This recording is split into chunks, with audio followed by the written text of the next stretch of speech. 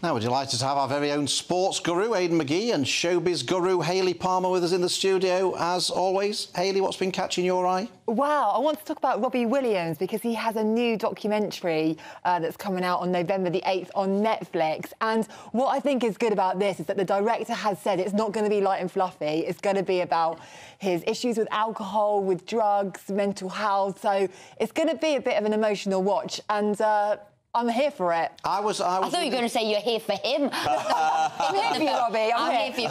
As are so many other thousands of girls around the world. I was reading the paper today about his affair with Jerry Halliwell. Yes, I saw that. Is all the sordid late stuff? 90s? Is all the sordid stuff going to be in the documentary? Apparently, it's the last 30 years. He's just come in like completely open, and I think it's good. I think like that's what kind of grips. Do you think people want to see that, the water? Yeah, and all? I think are we all bored of those photo shoots and looking perfect and everything perfect? Actually, he's probably ahead of the curve. We actually want to see the gritty reality. Absolutely, because these performers, you see it with these great performers, with comedians. It's all showbiz, and you're like, wow, they've got the best life ever. No, they haven't. They've got all the issues that go with that. Do you know what I was going to bring in there? Because I'm going to be watching it tomorrow night. It's on this channel with John Cleese.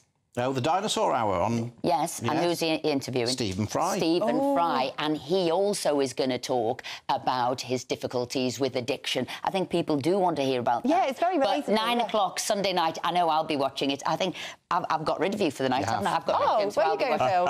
Who cares? I'll be watching John Cleese.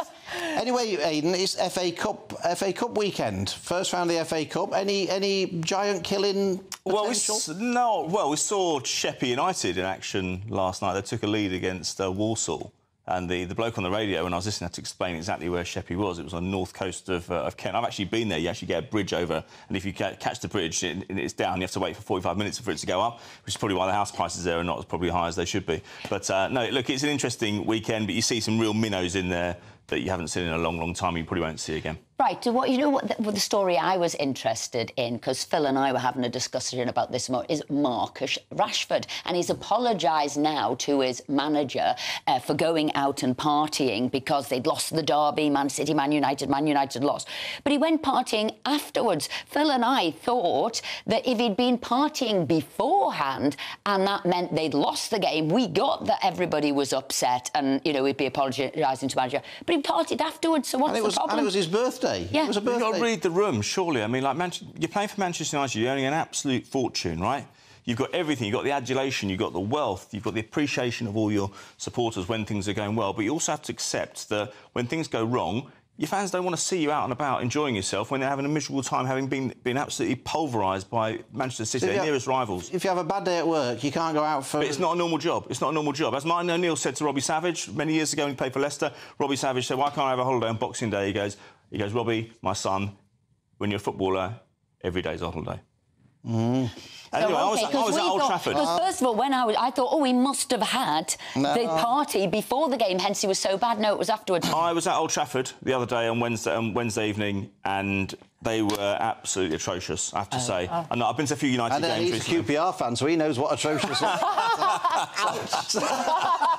So is the manager on the line? Is this manager then? Is days numbered? They're playing down the road from here this afternoon at 12:30 at Fulham. If they lose that, I think he'll be in serious trouble. They've lost their last two games 3-0. The signings are not coming up. They're coming off for them. They spent an absolute fortune. They spent £1 billion since Sir Alex Ferguson left. Sir Alex Ferguson said to me years ago, he said, the most successful trick I ever mastered was how to make a millionaire sweat. And I'm not convinced that the current crop of managers, or certainly not the one at Manchester United, is doing that for his players, because Newcastle went there the other day with 6 fullbacks and 7 players who played under Steve Bruce, and they wiped the floor with them. I want to know the top shows of all time, the top TV shows of all time. OK, you're going to love this list. Well, I've got to say, I don't know where Top of the Pops is or Gavin and Stacey. That's just my personal opinion. But Phil's pulling a face the greatest 100 TV shows ever made revealed. Number 1, who do you think it is? Only Fools and Horses? Yes. Yeah, we covered it this morning.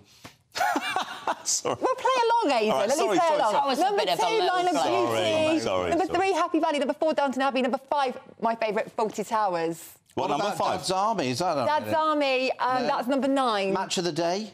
It's not there. No, not since Gary Lineker took over. The carry-on films, they're my favourite things on the telly. But you can't beat Fawlty Towers. You can't beat Only Fools and Horses. Only 12 they are episodes. Those absolute classics. They only made 12 episodes, you know. Yeah, but you just watch them again when you're having a rubbish day, and they're brilliant. Right, so people have voted for these. They think these are the best TV shows of all time. I mean, half of these shows couldn't be made now you're right. with the new woke world. What we find funny, what we don't find funny. Could you have a Spanish waiter you were taking the mickey out of? No, you couldn't. No. All of these things you couldn't have, and yet they are still viewed as the best TV shows of all time. What are we doing? In-Betweeners was out in 2008. It's not even that long ago. There's no way that would be commissioned now. But I'm a Celebrity's not there, but I've got to say I'm delighted that Nigel Farage, GBNEWS' Nigel Farage, might be going on there. Do we know any inside scoop?